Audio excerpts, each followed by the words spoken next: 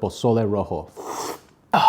Good soup, day 2. The purpose of this video is to go over Pozole Rojo. For good soup, day 2, I'm making something that I used to make for family meal all the time at work. It's a great family meal because you can make a giant pot of this stuff. It's a great hangover food, great breakfast food. Typically, this is eaten on Sunday mornings where I'm from.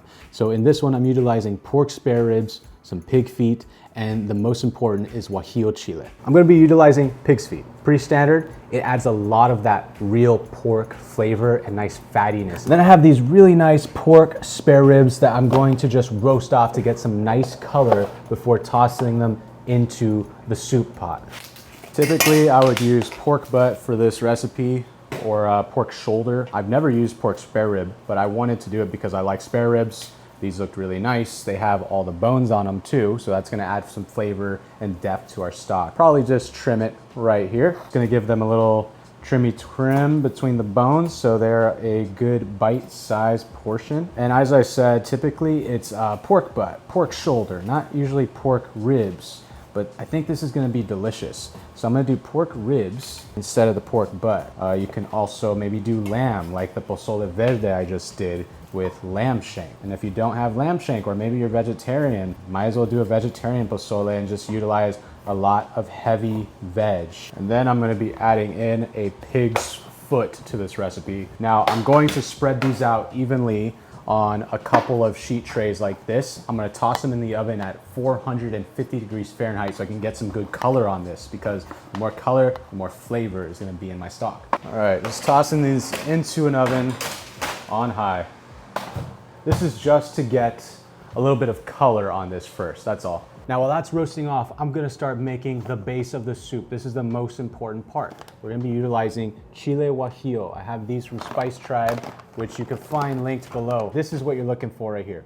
This is a dried chile, and what we need to do is called reconstitute the chile. So what I need to do first is remove the seeds. I'm just gonna take the stem off like this, and then I'm just gonna remove the seeds. I would suggest using gloves. I'm a fucking idiot right now. I should be using gloves right now, but I forgot because I'm being a dum-dum.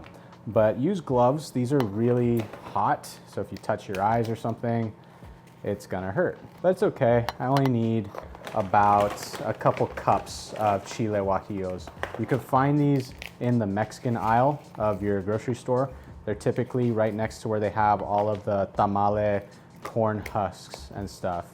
And you just want to keep them in your cabinet so they stay nice and dry. So typically what you could do is toast them off in a pan, or you can just go ahead and take some boiling hot water and toss that on top of that. And then we're gonna let this steep just like we would let our tea steep with some water. Covered for about 5 minutes or so, or just for them to get softened up. Gonna set this aside and get my other sauce ingredients going. Garlic, cumin, oregano buds, tomato paste, rice vinegar, rice oil, chile guajillo, kosher salt. And this is gonna be our base for the soup. This is everything. This is what makes the pozole. So the chiles are super important for this. Make sure to get chile guajillo or it's not gonna work. It's gonna fuck. Just one yellow onion should do the trick.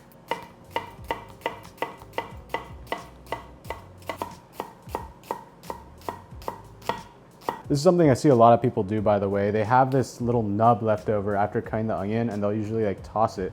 But what you can do is just repeat the same process. Just your swipey swipes on the sideways, and then the verticals, and then chop. And then you have more nubbage. Just repeat the same process.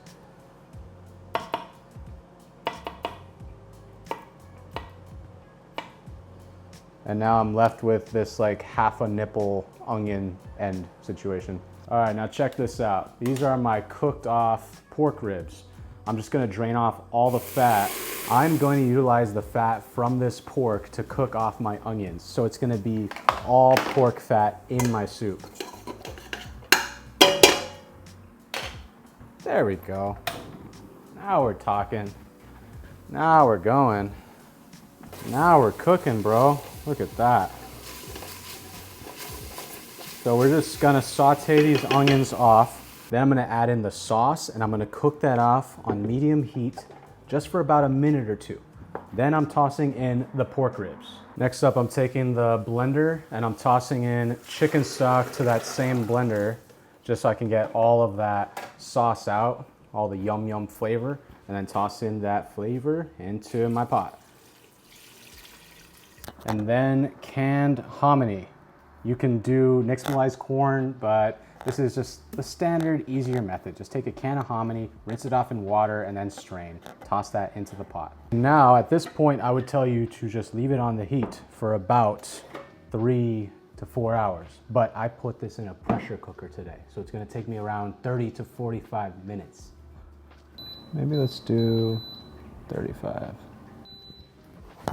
Now for the sides, I'm going to chop some cabbage, some radishes, cilantro, toss that all together to make a fresh slaw with some lime juice, salt, pepper, and that is gonna be a good garnish for the soup. It's gonna give it a nice crunchy texture as well. I remember when working in restaurants, I learned right away with mandolins just to let those little nubs go. Like once you get to a little nub like this, just let it go. Use that for stock or something because you don't want to cut yourself. Cabbage. You ever slice yourself on one of those? Oh yeah, dude. I have. Radish. Saving these bottoms for later, you'll see why. Cilantro. Onion. Coriander crema. Toasting off some cumin. And then to that, sour cream. Cilantro stems. And then some cream. Finish that with salt and then blend. Coriander crema.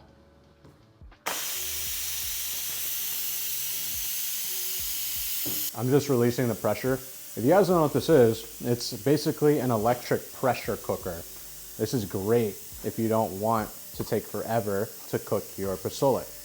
If you have one of these, go ahead and use it. If not, it's gonna take around 3 to 4 hours. I'm just releasing the steam right now.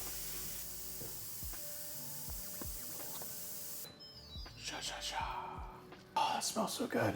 That is tender, yeah.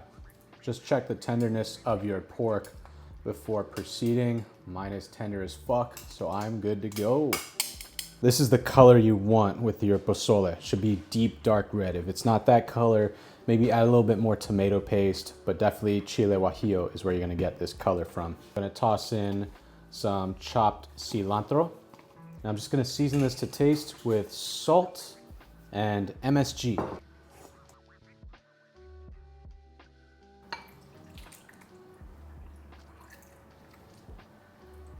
Put some of our garnish, like our cabbage, radish, cilantro. And then the crema goes all around that. All right, everybody. You guys like the eating scene, so I'm gonna try it and let you guys know what I think. I've never made it with pork spare ribs, so there's gonna be a lot of bones in this, but that's okay, because it looks bomb.